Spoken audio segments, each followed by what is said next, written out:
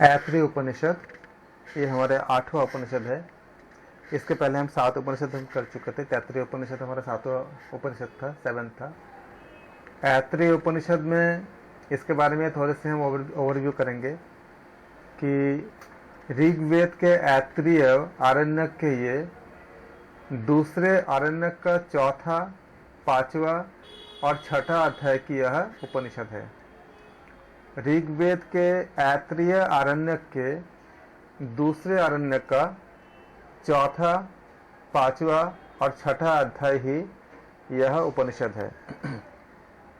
कौन से वेद के? ऋग्वेद के। क्या क्या चैप्टर है? ऋग्वेद का क्या है? ऐत्रेय आरण्यक के दूसरे आरण्यक का चौथा, 5वां और 6ठा जो अध्याय है वह यह उपनिषद है। मैंने रिपीट इसलिए किया क्योंकि बहुत इंपॉर्टेंट है। जब टेस्ट होंगे ये पूछे जाएंगे, सब क्वेश्चन होंगे इसमें। विख्यात जो उपनिषद है इसमें आपका ऐत्रेय उपनिषद का महत्वपूर्ण स्थान है, 8वां स्थान में आता है। इसमें शंकराचार्य जी ने भाष्य भी लिखे हैं। महिदास ऐत्रेय, जिनका छांदोग्य उपनिषद में भी उल्लेख है, वो इस उपनिषद के ऋषि है। तो ऐत्रेय उपनिषद के जगह ऋषि पूछे जाएंगे तो आप बताओगे महिदास ऐत्रेय, ऐत्रेय उपनिषद के ऋषि है। इस आरण्यक का पूर्व भाग वैदिक कर्म उपासना और प्राण उपासना के विषय से युक्त है। अगर किसी साधक ने निष्ठापूर्वक प्राण उपासना किया होगा तो और ठीक तरह से आरण्यक में बताए गए हुए जो कर्म है, उन जो आपको जो विधि विधान है उसके अनुसार अगर किए होंगे तो वह ब्रह्म ज्ञान के लिए योग्य हो जाते हैं। इसलिए सबसे पहले यह सब कहने के बाद 4, 5 और 6 इन 3 अध्याय में यह उपनिषद बताई गई है, ऐत्रेय उपनिषद बताई गई है।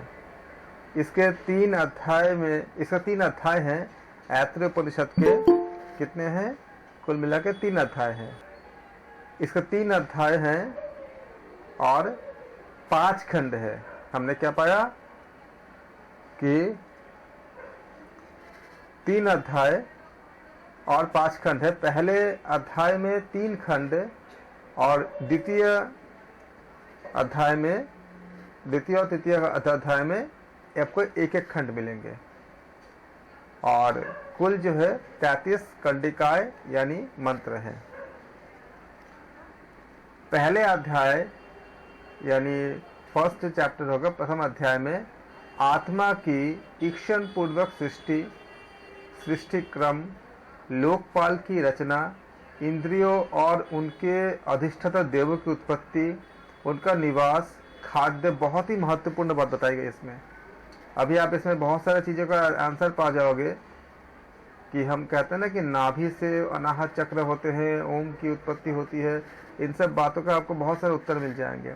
और अगर आप इस उपनिषद को बहुत अच्छे से अध्ययन करोगे तो आप ये समझ पाओगे कि क्यों जहाँ पर अच्छा होता है वहाँ भी बुरा भी क्यों होता है, और ये दोनों साथ में फाइट क्यों करते हैं। सबका आंसर मिल जाएगा। बहुत ज़्यादा गहन बात इसमें बताई गई है।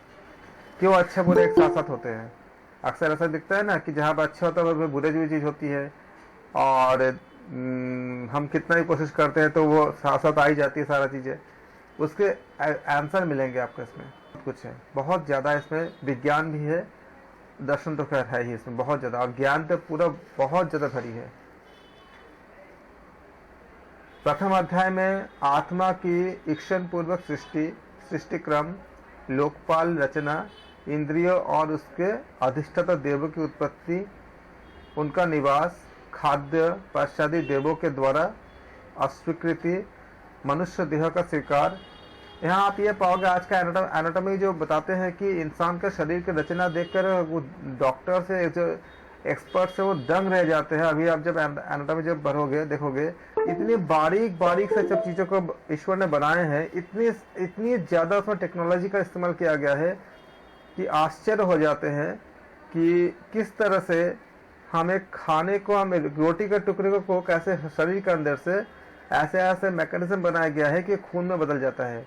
आज तक ऐसा कोई बाहर के कोई ऐसा कोई मशीन नहीं बन पाई है जो खाने को खून में चेंज कर दे। ये सब हमारे अंदर होती है।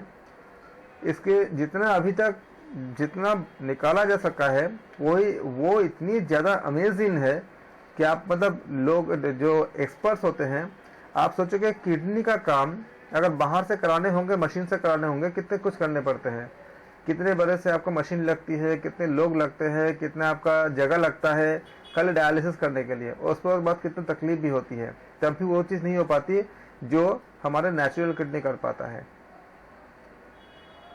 तो इसके ऊपर बहुत शोध हुई है कि जो हमारे बॉडी जितने काम कर पाता है उसको अगर हम बाहर से कराना चाहेंगे तो हजारों लोगों के, एक तो उतना काम कराने के लिए हजारों लोग चाहिए होगा और बहुत बड़ा एरिया चाहिए होगा जो हमारे शरीर के अंदर सारा काम हो जाती है।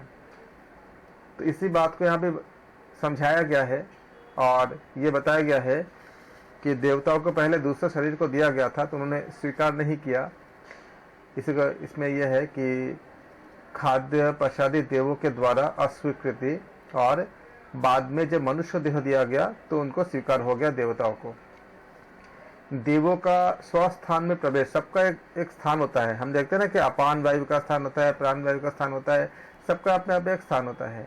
तो देवों का स्वस्थान प्रवेश आदि विषय के उपरांत अन्न की रचना, उसके बाद अन्न का ग्रहण, उसके बाद परमात्मा का शरीर में प्रवेश, जीव का मोह और उसके निवृत्ति, और इंद्र शब्द के व्युत्पत्ति सम्मिलित है। इंद्र शब्द के अलग अलग जगह पर अलग अलग अर्थ होते हैं, इसलिए हम जब कल हम टेस्ट कर रहे थे आपसे मैं बार बार बता रहा था कि ग्रंथ के अनुसार बताओगे, क्योंकि अलग अलग ग्रंथ में थोड़ी सी अलग अलग मीनिंग आ जाती है, तो आपको ग्रंथ के अकॉर्डिंग एग्जैक्टली उपनिषद के अकॉर्डिंग आपको याद रखनी है। द्वितीय अध्याय में पुरुष के 3 जन्म बताए गए हैं और यहाँ पे पुरुष के 3 जन्म के बारे में बताए गए हैं जो एग्जाम्स के लिए महत्वपूर्ण है, पूछे जाएंगे और इससे क्वेश्चन आते ही आते हैं। पुरुष के 3 जन्म बताए गए हैं। ऐतरेय उपनिषद एक ऐसा उपनिषद है जिसमें अक्सर क्वेश्चन आते हैं, पूछे जाते हैं। तो द्वितीय अध्याय में पुरुष के 3 जन्म बताए गए हैं और अंत में वामदेव की उत्पत्ति के बारे में बताया गया है। तीसरे अध्याय में आत्मा संबंधी कई प्रश्न किए गए हैं।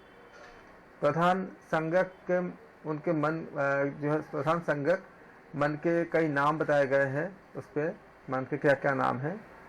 और उसके बाद प्रधान या आप जो प्रज्ञान होते हैं उस प्रज्ञान के सर्व रूपता, मतलब सब जगह जहाँ पे मिलती है उसको बताने के साथ साथ आत्मा की एकता को जानने वाले जो अमृत है उस अमृत की प्राप्ति का वर्णन किया गया है। यह हमने उपनिषद के क्या किया, हमने ओवरव्यू देखा उसके अंदर क्या है। अब हम विस्तार से देखेंगे। शांति पाठ में, हे परमात्मन मेरे वाणी मन में स्थिर हो और मन वाणी में स्थिर हो। हे प्रकाश रूप परमात्मन मेरे लिए तुम प्रकट हो। हे वाणी और मन तुम मेरे लिए वेद विषय ज्ञान को लेने वाले हो। मेरा श्रुति ज्ञान मेरे से कभी विस्मित न हो। इस स्वाध्याय से मैं, इस स्वाध्याय मतलब स्वयं का अध्ययन, इस स्वाध्याय से मैं दिनों और रात्रियों को एक कर दूं। मैं परम सत्य ही बोलूँगा, सत्य ही बोलूँगा। वह ब्रह्म मेरी रक्षा करे, वह ब्रह्म आचार्य की रक्षा करे मेरी और रक्षा करे मेरे आचार्य की। ओम त्रिविध तापों की शांति हो। अथ प्रथम अध्याय प्रथम खंड। ओम परमात्मा का नामोच्चारण करके उपनिषद का प्रारंभ होता है। तो ऐतरेय उपनिषद का प्रारंभ कैसे होता है? अगर प्रश्न ये पूछेंगे आप क्या बोलोगे? क्या शुरू में देखो ओम आत्मा व इदमेक एवाग्र आसित, तो क्या हुआ? किससे शुरू होता है? ओम से शुरू होती है। न्यान्यंतिक चिंत मिशत स इक्षत लोकानु सृजयति।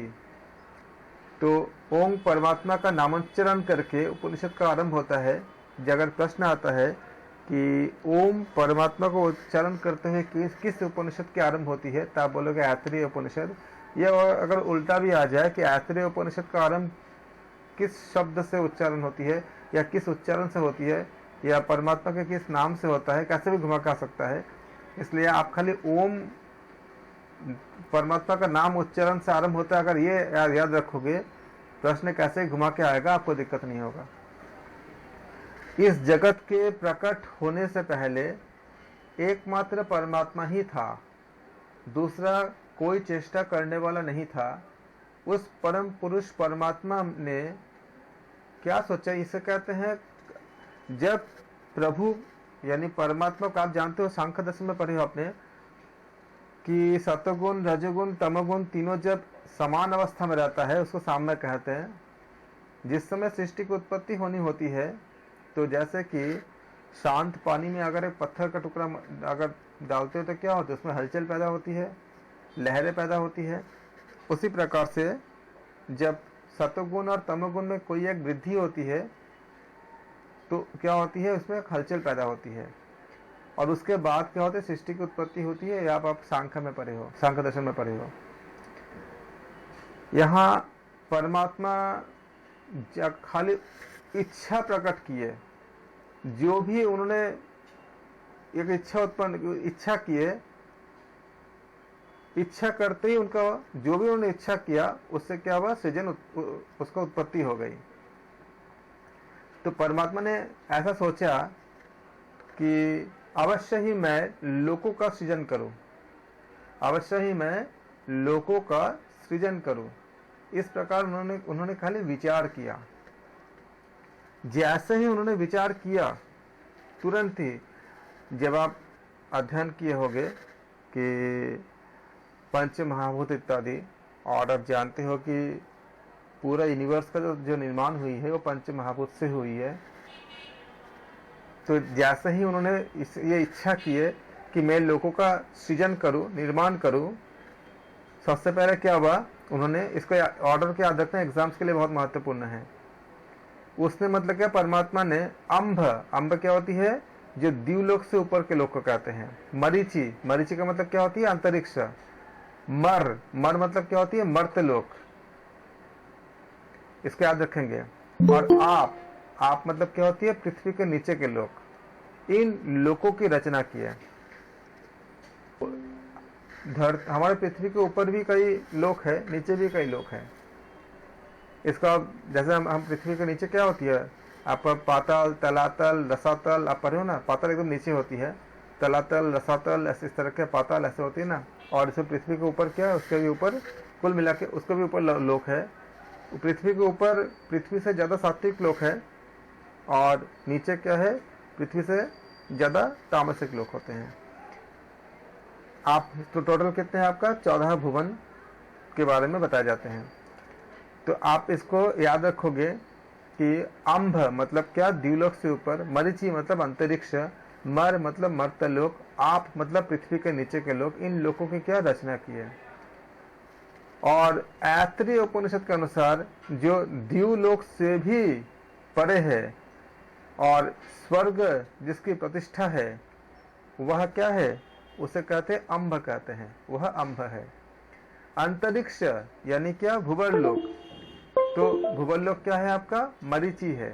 भूवर्लोक को क्या कहते हैं, मरीचि कहते हैं। और पृथ्वी के नीचे, और जो पृथ्वी के जो नीचे है वह क्या है, आप है।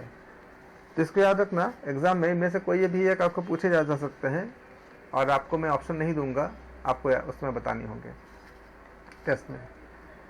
उसने मतलब परमात्मा ने फिर से संकल्प किए कि संकल्प क्या किया कि ये लोग तैयार हो जाए। जैसे ये लोग तैयार हो गए, जैसे ये लोग सारे लोग तैयार हो गए, तब उन्होंने कहा कि अब मैं लोकपालों की रचना करूंगा।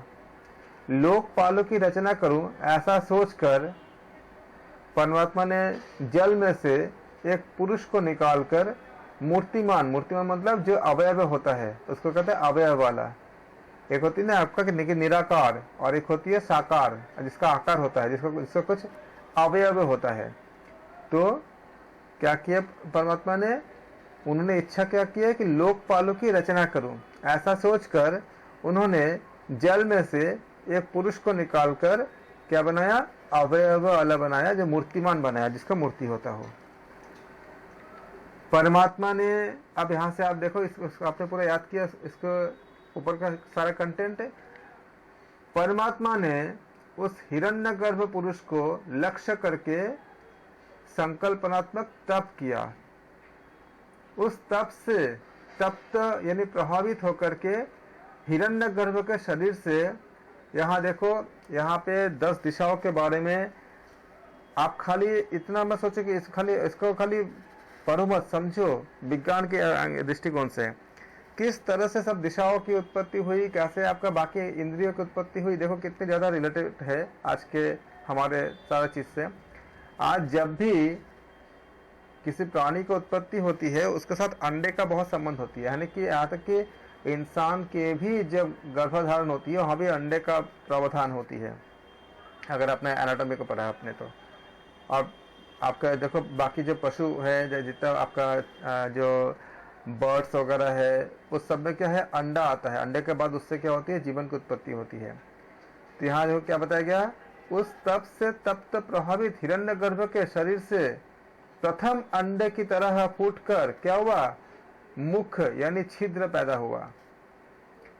याद रखना, अंडे से हिरण्यगर्भ के शरीर से क्या हुआ, ऐतरेय उपनिषद के अनुसार हिरण्यगर्भ के शरीर से प्रथम अंडे की तरह फूटकर, मतलब मुख मतलब क्या, हमारा जो मतलब मुख मतलब छिद्र पैदा हुआ, एक मुख मतलब हमारे मुख उत्पन्न हुए।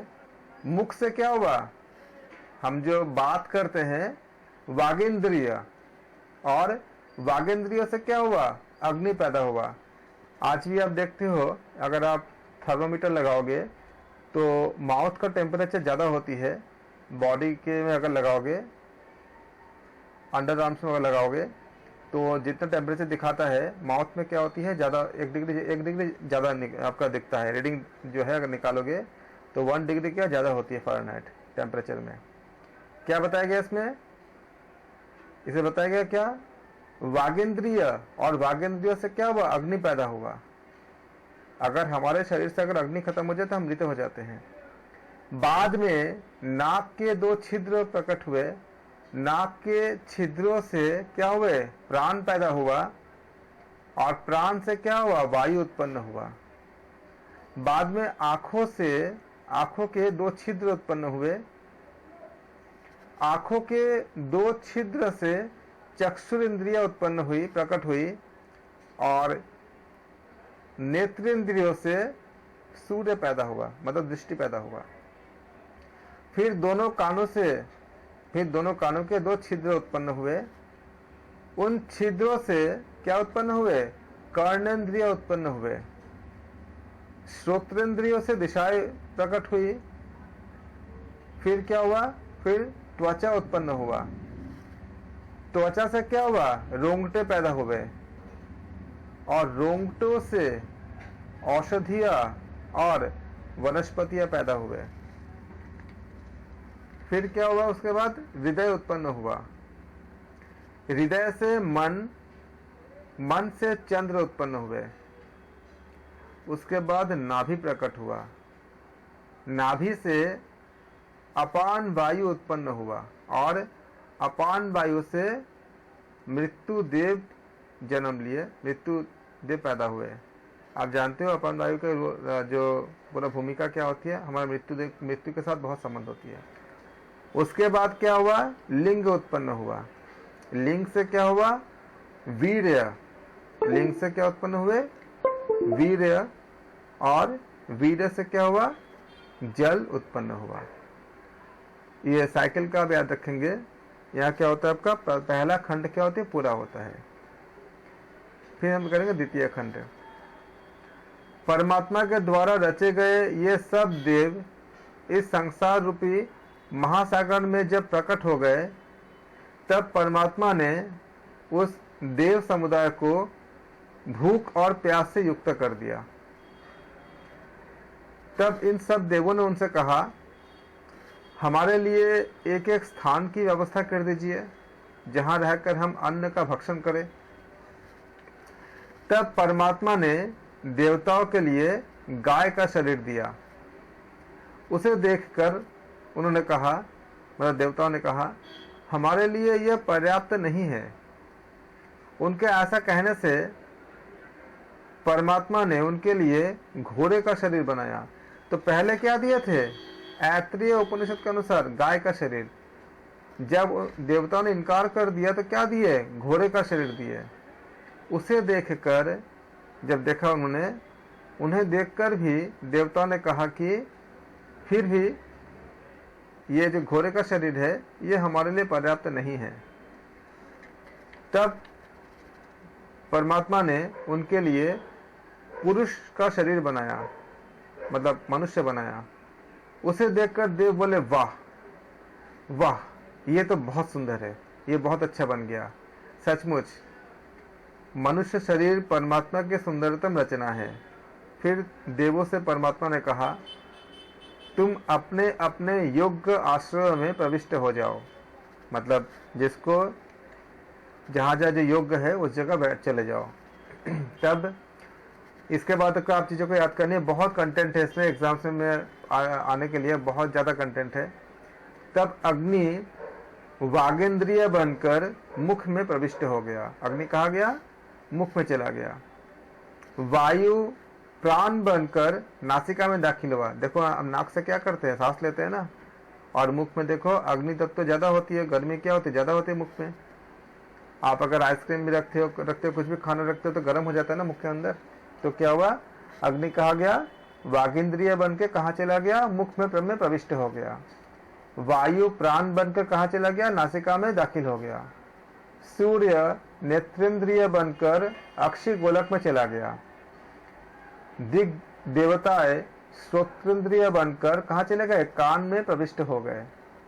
औषधियों और वनस्पतियों के देव रोंगटे बनकर कहाँ दाखिल हुए? त्वचा में दाखिल हुए। चंद्रमा मन बनकर हृदय में प्रविष्ट हुआ। मृत्यु अपान वायु बनकर कहाँ चला गया? नाभि में चला गया। जल वीर्य बनकर कहाँ गया? लिंग में दाखिल हो गया। तब उस परमात्मा ने भूख और प्यास से कहा। तब उस परमात्मा से भूख प्यास ने कहा कि सबकी जगह तो हो गई, तो हे परमात्मा, हमारे लिए भी निवास स्थान की सुविधा, हमारे लिए भी रहने की जगह की सुविधा कर दीजिए। यह सुनकर उन दोनों से परमात्मा ने, भूख प्यास से परमात्मा ने कहा, तुम दोनों को मैं इन सभी देवताओं में ही भाग प्रदान करता हूं। अर्थात उन्हीं देवों में तुम दोनों भागीदार हो गए। इसलिए जिस किसी भी देवता का लिए हम हवन करते हैं, हवि दी जाती है, उस देव हवि में भूख और प्यास की क्या होती है? भागीदारी होती है। आप जब मंत्र उच्चारण करके जब आहुति देते होगे, हवन करते हैं, तब आप ख्याल करना उनकी भागीदारी के लिए भी बताया जाता है, कहा जाता है, भूख प्यास के लिए भी। अब तृतीय खंड। परमात्मा ने सोचा कि ये लोक और लोकपाल तो हो गए, अब मैं उनके लिए अन्न की रचना करूं। बहुत महत्वपूर्ण है ये। हम खाली उपनिषद की तरह देख तो रहे हैं, लेकिन इसके बहुत ज़्यादा, अगर आप इसको साइंस के साथ जोड़ोगे तो एक एक चीज़ें बहुत ज़्यादा साइंटिफिकली, बहुत विज्ञान को एक्सप्लेन करता है। आज के विज्ञान उसके ऊपर शोध कर रहा है। ये नहीं कि आज के विज्ञान को एक्सप्लेन करता है, आज के विज्ञान इस पर शोध कर रहा है, इन सब चीज़ों पे, और निकाल रहे हैं जो आपका उपनिषद में बताई गई है। परमात्मा ने जल को लक्ष्य कर तप किया। अर्थात परमात्मा ने जल आदि 5 सूक्ष्म महाभूतों को अपने संकल्प द्वारा तपाया, उनमें क्रिया उत्पन्न की। तपे हुए क्रियाशील उन सूक्ष्म महाभूतों में से एक मूर्ति उत्पन्न हुई। वह जो मूर्ति उत्पन्न हुई वह कौन था? वह अन्न ही था, वह अन्न ही है। उत्पन्न किया गया यह अन्न भोक्ता से विमुख होकर भागने की चेष्टा किया, या भागने की चेष्टा करने लगा। जब अन्न भागने की चेष्टा करने लगा, तब उस पुरुष ने उसे वाणी द्वारा पकड़ने की कोशिश की, इच्छा की है, परंतु वह वाणी के द्वारा ग्रहण न कर सका। यदि पुरुष इसको वाणी के द्वारा ग्रहण कर लिया होता तो क्या होता? तो आज मनुष्य केवल वाणी द्वारा यानी कि अन्न का खाली वर्णन करके ही आपका तृप्त हो जाता। अन्न के बारे में खाली हम बात करते, अगर वाणी से पकड़ लिया, अगर इसमें अगर ग्रहण किया जा सका होता, खाली बात करके ही जो है हम तृप्त हो जाते, हमारा भूख प्यास हमें संतुष्ट हो जाता, लेकिन नहीं हो सका। तब उस पुरुष ने उस अन्न को प्राण के द्वारा पकड़ना चाहा, परंतु प्राण के द्वारा भी उसे पकड़ नहीं सका, क्योंकि अगर उसने अन्न को प्राण के द्वारा पकड़ लिया होता तो आज मनुष्य अवश्य ही अन्न को, अगर उसके प्राण के द्वारा अगर पकड़ना संभव होता तो वो सूंघ कर ही तृप्त हो जाते, क्योंकि नाक से क्या होती है, आपका वायु का आवागमन होती है। उस समय तब उस पुरुष ने अन्न को आंखों से पकड़ना चाहा। इनमें से कोई भी आपका एग्जाम में आ सकते हैं, परंतु आंखों से भी वह उसे पकड़ न सका। यदि उसने अन्न को आंखों से पकड़ लिया होता, आज भी मनुष्य अवश्य ही अन्न को आंखों से देखकर तृप्त हो जाता। अगर आप खाली खाने को देख लेते, आपका मनपसंद खाना, तो आप तृप्त हो जाते, अगर ये संभव होता कि आंखों से अगर पकड़ना का संभव हुआ होता तो। परंतु तब उस पुरुष ने ये नहीं हो पाया, आंखों से पकड़ना संभव नहीं हो पाया। तब उस पुरुष ने अन्न को श्रोत्र से पकड़ना चाहा, परंतु श्रोत्र से भी वह न पकड़ सका।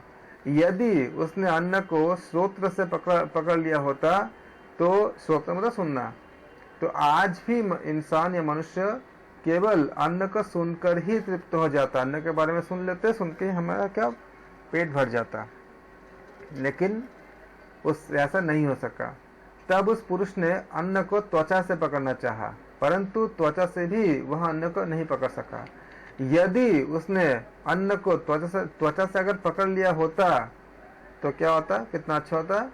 आज भी मनुष्य अवश्य खाली अन्न को स्पर्श कर लेने से ही क्या होता है, उनका भूख प्यास निवृत्त हो जाता, पेट भर जाता, खाली टच करने से ही, लेकिन ऐसा नहीं हो सका। तब उस पुरुष ने अन्न को मन से पकड़ना चाहा, परंतु मन से भी वह पकड़ न सका। अगर उसने अन्न को मन से पकड़ लिया होता तो अवश्य अभी भी मनुष्य अन्न का ध्यान करके ही तृप्त हो जाता, खाली आप सोचते आपका पेट भर जाता। अच्छा होता, शायद कुछ और चीज़ें अच्छा नहीं होता शायद, क्योंकि इतने सारे हमारे जो सारे काम करने का जो साइकिल है वो इसी पे डिपेंड है कि हम अर्निंग करते हैं, और अल्टीमेटली हम अपने भोजन के लिए एक हमारी जिम्मेदारी होती है। अगर हम किसी और विधि से अगर हमारा पेट भर गया होता तो हमारा शायद कार्य क्षेत्र कुछ और होता, किसी और साइकिल से हम काम करते। हाँ, अभी जो काम कर रहे हैं उससे शायद नहीं करते, तो लेकिन इसी को बताया जा रहा है कि तब उस पुरुष ने अन्न को मन से पकड़ना चाहा, परंतु मन से भी वह क्या हुआ, पकड़ न सका। अगर उसने अन्न को मन से पकड़ लिया होता तो अवश्य अभी भी मनुष्य अन्न का ध्यान करके ही क्या होता, तृप्त हो जाता। तब उस पुरुष ने अन्न को शिश्न मतलब लिंग होते, तो शिश्न यानी लिंग से पकड़ना चाहा, परंतु शिश्न यानी लिंग से वह उसे न पकड़ पाया। अगर उसने शिश्न से अन्न को पकड़ लिया होता तो आज भी मनुष्य अवश्य अन्न का त्याग करके तृप्त हो जाता, क्योंकि शिश्न से लिंग से हम क्या करते हैं, त्याग करते हैं। अंत में उस पुरुष ने अन्न को अपान से ग्रहण करना चाहा। जब अपान से ग्रहण करने की कोशिश किया तब उसने क्या किया, उसने पकड़ लिया। इसको याद रखना कि पुरुष ने अन्न को कैसे ग्रहण किया, अपान से पकड़ पाया। वह ये अपान वायु ही अन्न का ग्रहण करने वाला है, जो वायु अन्न से जीवन की रक्षा करने के रूप में प्रसिद्ध है, वह यही क्या होती है? अपान वायु होती है। तब उस परमेश्वर ने सोचा कि निश्चय ही मेरे, परमेश्वर नहीं सोचे कि ये निश्चय ही मेरे बिना कैसे रहेंगे, मतलब मनुष्य हम सब सृष्टि तो उन्होंने रचना कर दिया, फिर उन्होंने सोचा कि ये मेरे बिना कैसे रह पाएंगे। इसका विचार करते हुए फिर से उन्होंने सोचा कि यदि इस पुरुष ने मेरे बिना ही केवल वाणी के द्वारा ही बोलने की क्रिया को पूरी कर लेता है, यानी अगर बोल लेता है या बोलने की क्रिया को पूरा कर लेगा, यदि केवल प्राण से ही सूंघने की क्रिया को पूरा कर लेगा, यदि केवल आंख से ही देखने की क्रिया पूरा कर लेगा, यदि केवल श्रवण इंद्रियों से ही सुनने की क्रिया पूरा कर लेगा, और यदि केवल त्वगिंद्रिय द्वारा स्पर्शन की क्रिया कर लेगा, और यदि मन से ही मनन कर लिया होगा, यदि अपान के द्वारा अन्न ग्रहण आदि कर लिया हो, और यदि उपस्थ से ही मूत्र का त्याग कर लिया हो, तो फिर मैं कौन हूँ? आप बताओ, जब किसी भी प्राणी का या मनुष्य का जब मृत्यु हो जाती है, तो क्या ये सारा चीज उसके शरीर में रहता नहीं है? सब रहता है। उसके आंखें भी रहता है, नाक भी रहता है, बाकी पूरा बॉडी का सारा पार्ट्स भी रहता है, कान भी रहता है।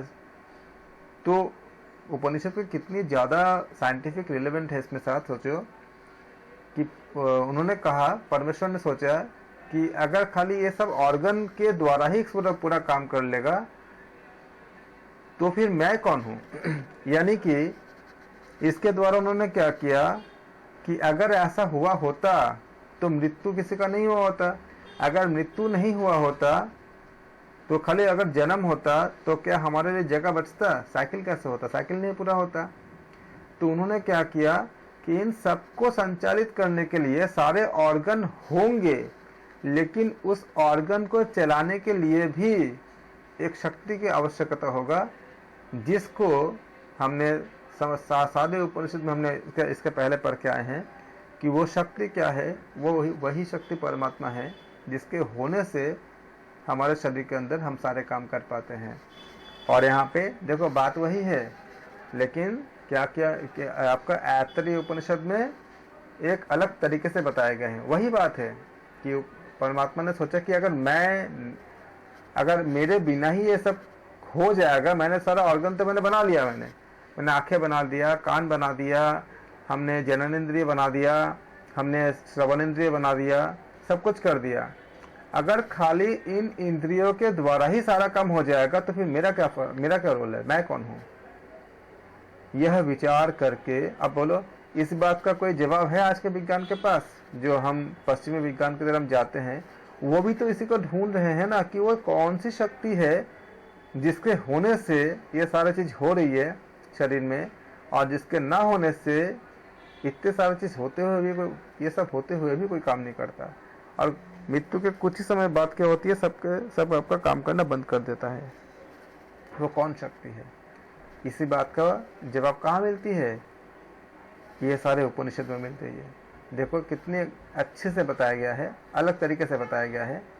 यह विचार कर उसने फिर से सोचा, उसने मतलब परमात्मा ने फिर से सोचा कि पैर और सर, इन दो मार्गों में से किस मार्ग से मैं प्रवेश करूं। परमात्मा ने खुद से सोचा, एक जगह पैर है और एक जगह सर है, इन दो मार्गों में से किस जगह से मैं प्रवेश करूं। अगर एग्जाम में ये प्रश्न भी आ जाए ना, तो आप इसका याद रखना कि परमात्मा किस जगह से प्रवेश करते हैं।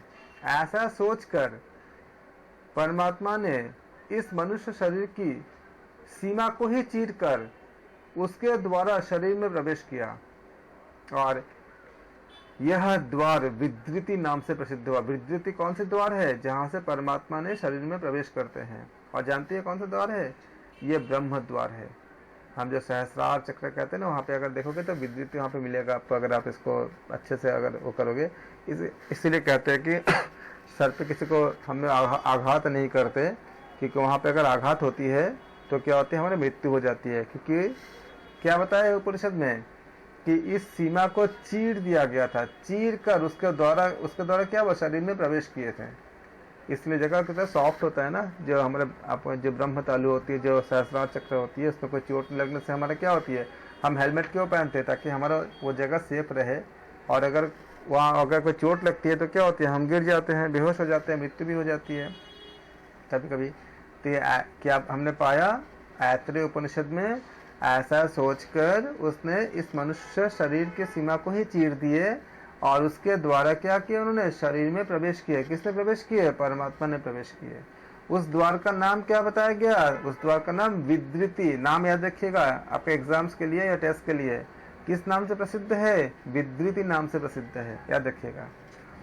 वो विद्रिति क्या है, वो विद्रिति ब्रह्म द्वार है, वही यह आनंददायक ब्रह्म द्वार है। जो मुनि ऋषि होते हैं उनका प्राण जब निकलती है वो सहस्रार चक्र से निकलती है, फिर उनको उसी के ब्रह्म का द्वार कहते हैं, फिर उनको मोक्ष की प्राप्ति होती है। उस परमेश्वर के 3 आश्रय स्थान हैं। परमेश्वर का आश्रय स्थान कितने हैं, 3 है।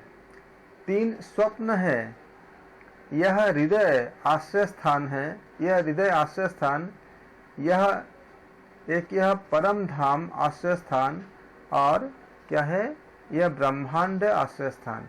तो आश्रय स्थान क्या हुआ, परमात्मा के एक आपका क्या हृदय हो गया, यह हृदय आश्रय स्थान, और यह परम धाम आश्रय स्थान, और यह ब्रह्मांड क्या हुआ, आश्रय स्थान हो गया। मनुष्य रूप में उत्पन्न हुए उस पुरुष ने पंच महाभूतों की रचना को चारों ओर से देखा, और यहाँ दूसरा क्या है, ऐसा कहा। क्या कहा यहाँ दूसरा क्या है। तब उसने इस अंतर्यामी पुरुष को ही सर्वव्यापी ब्रह्म के रूप में देखा। अंतर्यामी पुरुष को ही सर्व रूप में देखा और उसे प्रकट किया। आपने क्या देखा, तब उसने अंतर्यामी पुरुष को ही सर्वव्यापी परब्रह्म के रूप में देखे, और परब्रह्म के रूप में देखकर क्या किया, उनको प्रकट किए। किसको प्रकट किए, अंतर्यामी पुरुष को क्या देखे, सर्वव्यापी, जो हर जगह व्याप्त होते हैं। सर्व मतलब सब जगह, व्याप्त मतलब जो हर जगह मौजूद होते हैं। तो सर्वव्यापी क्या है, परब्रह्म के रूप में देखे और उनको क्या किया, प्रकट किए। अरे वाह, बड़े सौभाग्य की बात है, इस परब्रह्म परमात्मा को मैंने देख लिया। क्या बताया उन्होंने, बहुत सौभाग्य की बात है, इस परब्रह्म परमात्मा को मैंने देख लिया। अब यहाँ याद करोगे, इसलिए उसका नाम क्या हुआ, इदम इंद्र, अर्थात इदंद्र के नाम से प्रसिद्ध हुआ। इसके लिए इदम इंद्र यानी इदंद्र नाम से प्रसिद्ध यह है, इसलिए ही ब्रह्मवेत्ता लोग इसे इंद्र कहते हैं। तो यहाँ पे इंद्र का अर्थ आप समझ लो। परोक्ष रूप से इसे इंद्र कहते हैं क्योंकि देवगण परोक्ष प्रिय ही होते हैं। देवगण परोक्ष प्रिय होते हैं।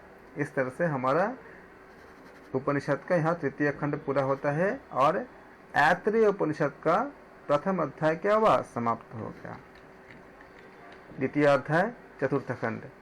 यह संसारी जीव निश्चय पूर्वक सबसे पहले पुरुष शरीर में ही वीर रूपी गर्भ बनता है। आप देखो आज भी एक प्राणी के जन्म का जो मैकेनिज्म है वो सबसे पहले वीर से ही आती है। तो यह संसारी जीव निश्चय पूर्वक सबसे पहले पुरुष शरीर में ही वीर रूपी गर्भ बनता है। वीर से ही ये वीर जब स्त्री के शरीर में सिंचित होता है तब जायगोट बनता है। उसके बाद जितना प्रोसेस है एक जीवन की उत्पत्ति का पूरा बनता है वो। तो क्या बताया गया उपनिषद में, यह संसारी जीव निश्चय पूर्वक सबसे पहले पुरुष के शरीर में ही वीर रूपी गर्भ बनता है। पुरुष में यह जो वीर है वह पुरुष के सभी अंगों से उत्पन्न हुआ तेज है। और आप जब आयुर्वेद में पढ़ा होगा आपने तो आपने जानते हो इसमें तेज के बारे में, ओज के बारे में जो बताया गया है, तो ये बात इसमें बताया गया कि वह पुरुष के सभी अंगों से उत्पन्न हुआ तेज है।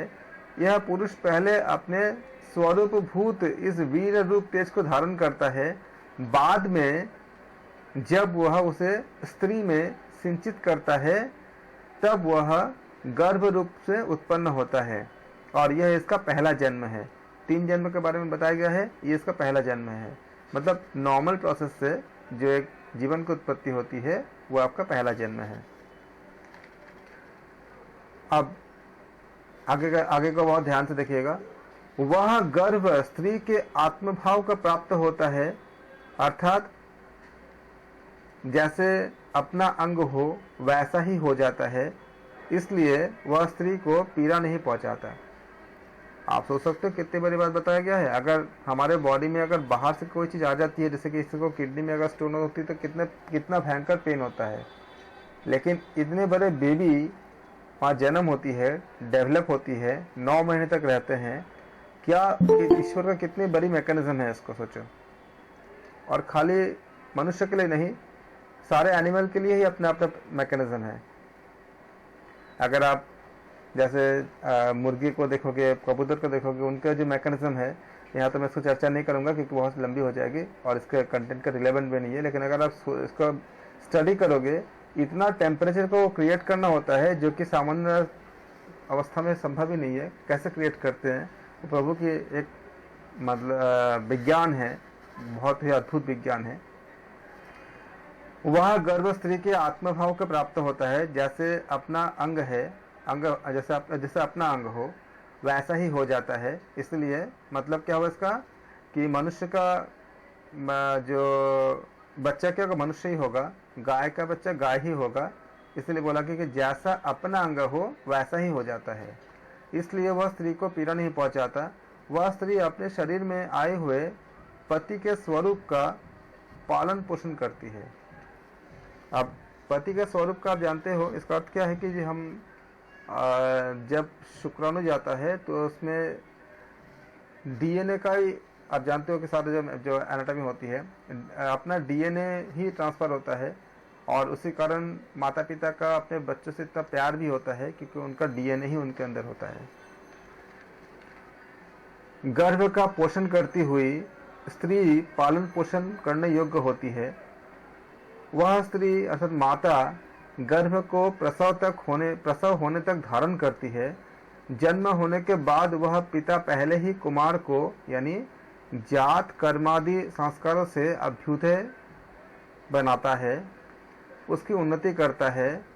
वह पिता जन्म के बाद कुमार की उन्नति करता है। देखते हो ना पिता कितनी ज्यादा कोशिश करते बच्चे की उन्नति करने के लिए, सब हर तरह से। वह मानो इन लोगों की उन्नति करने से अपने ही उन्नति करता है।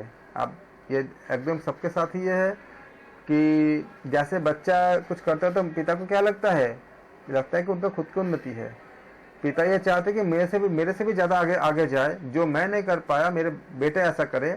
और जब बेटा कुछ बहुत अच्छा करता है तो पिता को कितने गर्व होते हैं।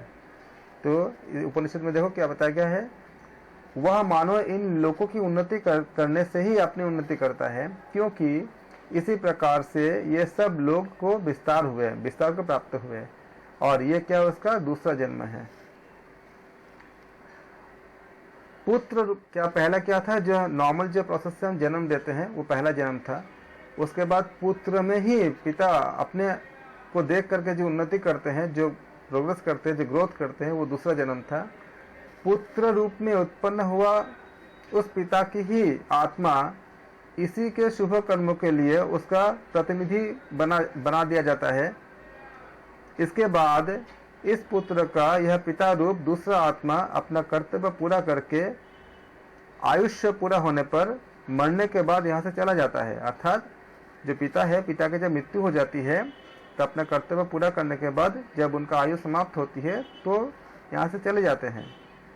जा करके आप जानते हो कि पुनरपि जननम पुनरपि मरणम पुनरपि जननी जठर शयनम, और भगवत गीता में भी बताया गया है ना सेम बात कि ठीक है, जैसे हम एक कपड़े बदलते हैं वैसे ही हम मृत्यु मतलब शरीर का खाली बदलना होता है, जबकि यही आत्मा उसको कैरी करके लेके जाते हैं अगले जन्म में। तो इसी बात का बताया जा रहा है कि आयुष्य पूरा होने पर मरने के बाद यहाँ से क्या होती है, चले जाते हैं, यहाँ से जाकर ही फिर से उत्पन्न हो जाते हैं, और यह उसका क्या है, तीसरा जन्म है। इस प्रकार से 3 जन्मों का आप याद रखेंगे। यह बात ऋषि ने कही है कि अहो, मैंने गर्भ में रहकर ही इन देवों के बहुत जन्मों को जान लिया है। तत्व ज्ञान होने से पहले मुझे सैकड़ों लोह में शरीरों ने जकड़ रखा था।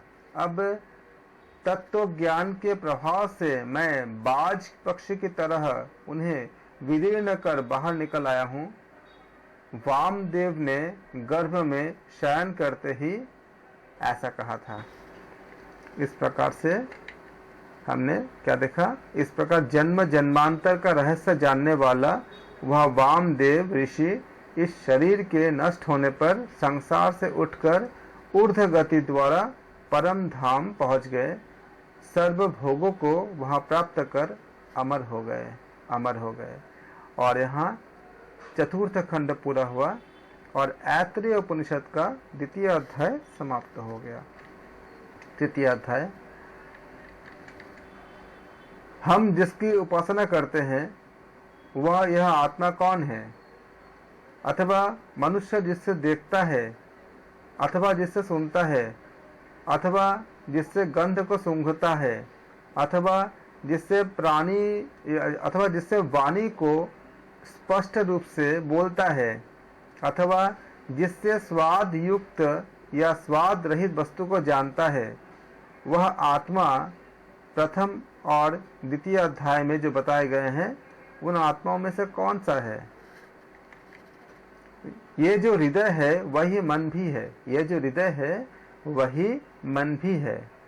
सज्ञान अर्थात चेतन, अज्ञान मतलब प्रभुत्व, विज्ञान, प्रज्ञान, मेधा, दृष्टि, धृति, मति, मनीषा, ज्योति अर्थात रोग इत्यादि के जनित जो दुख का वेग होती है उसको ज्योति कहते हैं। स्मृति, संकल्प, कृत, आसु मतलब प्राण होती है।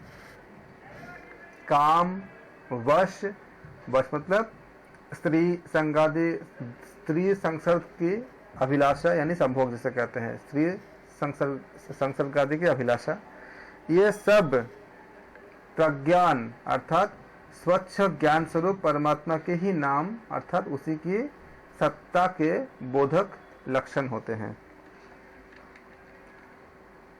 ये ब्रह्मा है, यह इंद्र है, यही प्रजापति है, ये सभी देवता और पृथ्वी, वायु, आकाश, जल और तेज, ये 5 महाभूत है। यह प्रज्ञान रूप आत्मा ही क्षुद्र जीवों के साथ उनके बीज यानी कारण और अंडज, जरायुज, स्वदेज, उद्वीज, घोड़े, गाय, मनुष्य एवं हाथी है।